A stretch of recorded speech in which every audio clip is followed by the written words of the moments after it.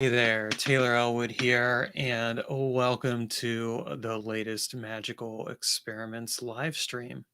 So today I thought I would talk a bit about goals slash progress versus experiential data and magical work because I think it's a useful topic to talk about and kind of alluded to it in the last video that I did that was just me talking. So when we talk about magical workings, I think that one of the things that stands out to me is that a lot of times people will, you know, go in with a specified goal, i.e., result in mind. And far be it from me to discourage you from doing that. I mean, I think that successful magical workings can definitely be set up around desired results. And in fact, in my own process of magic, I always say define the result first in order to establish the actual result that or the actual process that you're going for. So when we look at goals and in magical workings, it makes sense that we necessarily tie those together to the kinds of magical workings that we're doing. So if I'm saying, for example, that I want X result, that's a goal. And it makes sense then that when we look at our magical workings, we use that as a metric to evaluate whether or not the magic is working. But I think it's also an interesting thing to recognize that sometimes we get so focused on the goals and progress that we don't actually pay attention to the experiential data that occurs in magical workings. So, for example, if I'm doing a magical working and I'm not necessarily hitting my goals and progress right away, but nonetheless something is occurring, it could be useful for me to actually pay attention to the experience instead of getting caught up in the specific goal that I'm wanting to achieve.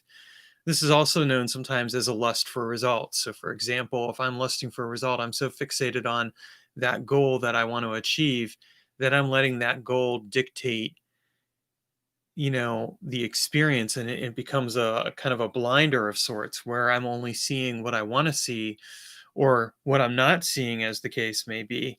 And as a result, I'm not really being present in the magical work that I'm doing. And the way that I kind of look at this is that when you're doing a magical working, especially a practical magical working, you definitely want to focus in on the desired result. That's why you're doing the magical working. But you also want to keep yourself open to the actual experiences that are happening. And so the way that I like to approach this is that I might shoot for a very specific goal, like I want the specific type of job, or I want to manifest these kinds of book sales, or something else along those lines in my particular case. Um, but what I'll also look at is what are the actual experiences showing me? And the experiences might be something as simple as, let's say that I'm using a wealth magic pentacle, a seal of Jupiter. I might pay attention to how that seal of Jupiter feels as I'm playing with it and working with it. So, for example, like this seal right here, I might pay attention to it and see if there's a feeling that stands out to me as I'm working with it. Is it trying to tell me something? Is there some kind of experience that's occurring that I'm not necessarily paying attention to because I'm only focused on my goal? The other thing that I will also do is when I'm doing a magical working, I will take a look at the experiences that occur after the magical working and pay attention to what those experiences tell me. There might be something that stands out to me in those experiences, some kind of synchronicity that occurs, or something else along those lines that says to me, hey, this is something I want to be paying attention to instead of something that I'm ignoring. And it could be something as simple as, you know, the right person at the right time just happens to say something to me that makes me think, oh, hey, I should really look at what resources I'm using to accomplish this goal. Or maybe it'll be a random event that occurs where I'm kind of I'm looking at that event and I'm like, well, this event occurred around or after this magical working. It may or may not be related to the magical working, but since it seems tangentially linked, what is it telling me about that working. And it could even be something as simple as, and this is a good example that I use, is I did a reading recently where I was kind of like, should I contact X person? And the reading that I got was like, I pulled out like three cards, and these three cards actually just fell. Like I was shuffling the deck, and they happened to fall and hit the ground, and they were directly relevant to the reading. And I was like, okay, that's my reading. I don't need to go any further. That experience right there gave me the indicator. And why I mention that is because sometimes when we're looking at the kinds of workings that we're doing, we need to pay attention to the actual experience itself and what the experience is telling us, and not just get focused on what we think should be happening, because a lot of times we can fall into the illusion of, I expected the magic to work this specific way, and so I'm going to do this ritual or whatever else, and I'm going to do these steps, and I'm going to be so focused on that process that I'm not going to pay attention necessarily to what's occurring around me. And that's where we can fall into a blind spot, because we're so focused on how things should be done or how things ought to work. We're focused on the progress and the way things should appear, that we're not paying attention to the actual unfolding experience that says, hey, pay attention to what I'm saying. Like in my case, I started shuffling the cards, and immediately these three cards fell down face up, and it gave me the exact information I needed. It's like, okay, that right there was the experience.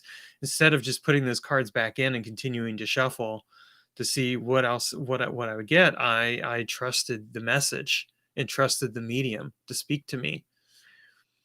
And so I think it's worthwhile when you're looking at your own magical workings, when you're working with, whether you're working with the spirit, or you're doing, tarot cards, or you're doing some practical magic or whatever else it is pay attention to the actual experience that's occurring around you, because those experiences can tell you something about what it is you're trying to accomplish in and of itself. For example, let's say I'm working with a spirit.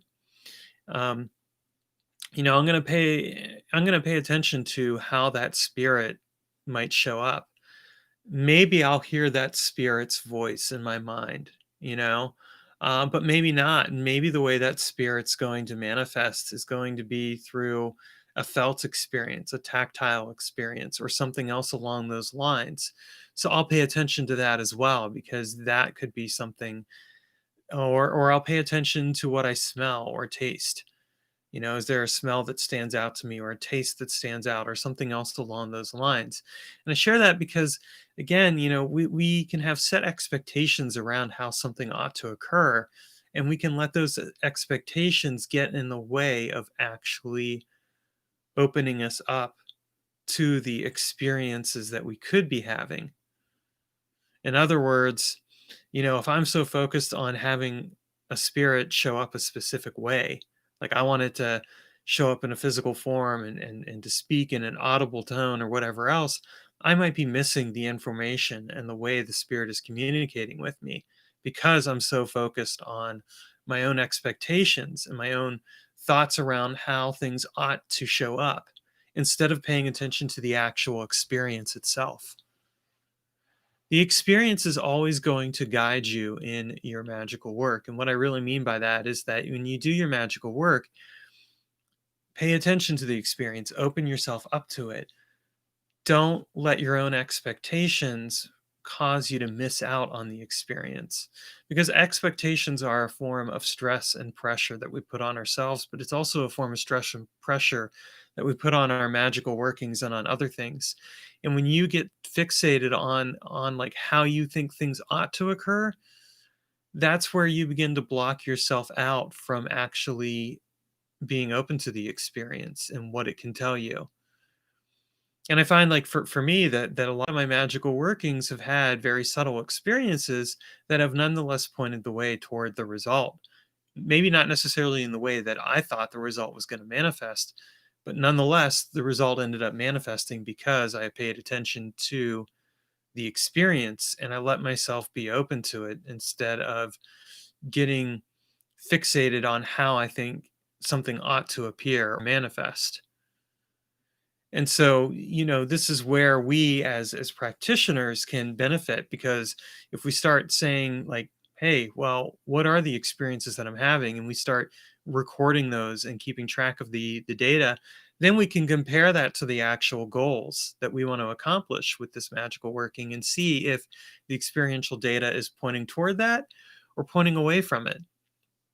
And sometimes the experiential data will point away from it. Sometimes you'll do a working and you'll find that you're not getting the result, or that the result that you're getting isn't quite what you thought it was. And that's when it's useful to start troubleshooting your magic and figure out like what is this experiential data telling me that I need to change about the magical working, or that I need to change about the other efforts that I'm employing in order to get what I want. When you troubleshoot your magic, you're relying upon the experiential data.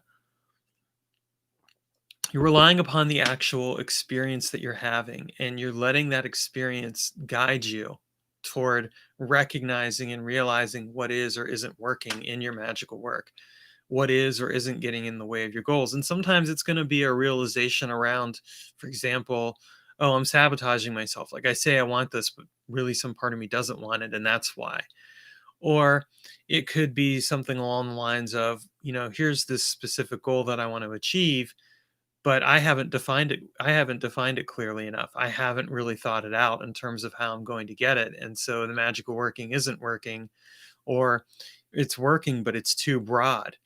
It's like the example that I like to use is that, for example, if you say that you do a magical working and your goal or result is I want a job, well, guess what? Any job will do. It doesn't matter that, you have done magic for that job, because if you get a job at a fast food place, well, the magic must have worked. That's a very uncritical approach to magic, because what it boils down to is you weren't specific enough. Like you didn't define like how much money you want to make, the kind of people that you want to work with, whether or not you want benefits, things like that. And that's where we balance out we balance out the experience um, versus the goal, because the goal actually allows us to examine the experiences that we're having in relationship to the magical work and say, okay, what's missing or what's working. You know, the way that I kind of look at it is that when you're measuring your magical work, you're looking carefully at the actual experience itself, what is happening and what isn't happening. And you're not writing it off as good luck, because it's that you're actually doing something to affect it. Like again, using the example of doing magical working for a job, if I've done a magical working to get a specific job, right, and I end up getting that job, I'm not going to write it off as good luck, because I've clearly taken very specific actions toward it, and the magical working factors into that. Now, someone could say, well, like, what if you happen to get lucky? And my answer to that would be, well, look at your process. What were you specifically doing? For example, were you filling out an application? Were you going to the interview? But were you also doing specific magical actions? And if you were, and those magical actions contributed toward getting you what you wanted, then you really can't write it off as good luck. It's not good luck. You actually did something. Good luck good luck, such as it is really something that occurs in the absence of action. Like, it's like getting a lotto ticket and you happen to scratch it off and you just happen to get the right lotto ticket. Well, hey, great. Good luck. You obviously had luck on your side and you won that $1 million jackpot. And that's really a good example of good luck, or maybe bad luck, because most people who win the lotto don't typically tend to hold on to their money because they don't know what to do with it. But be that as it may, I mean, it's an example of maybe luck coming into play, because there's so many factors going on that you can't really even use magic to easily minimize those factors. Like, let's say you want to do a magical working to get a winning lotto ticket. You have to factor in the fact that you're competing against all the other people who are also buying lotto tickets, plus the randomness of the specific numbers being picked, or whatever else it is that gets chosen. So it's a case where you want to really think out what you're doing in a magical working, and recognize that, like, whatever the goals are, that they're realistic for what you're shooting for. And I think a lot of times, people don't take the time to specify the goals enough to really use them as a metric. But if you do, if you troubleshoot it from the perspective of, what did I specifically want to accomplish? What were the actions that I was going to take? That's going to help you recognize when things are working. But that's where you also pay attention to the actual experience. And so if I have this experiential data coming in that's indicating that something's going on, but maybe not quite the way that I want, that's where I then can adjust and adapt the magical working to fix things, or change things around. So that's kind of my thought on the topic of, goals versus experiential data, and really how to track, to some degree, your magical workings through the experiential data, but also through the goals, and how to balance those out. You know, just keep open to the experience. What is the experience actually offering to you and sharing with you? And compare that to the actual goal. And at the same time, recognize where your own expectations may be getting in the way of the actual work. Because, if you have a set idea as to how things ought to manifest, you can certainly end up missing out on the actual working that's happening, because you're so focused on what you want to see occur that you're not paying attention to the actual experience. And the experience really is, in my own experience, for lack of a better word, it really is key. I mean, when I do a magical working, I'm not just paying attention to, like, what do I want to manifest. I'm paying attention to how it's actually manifesting, because it can tell me a lot. Juan, you're asking, is money a talisman?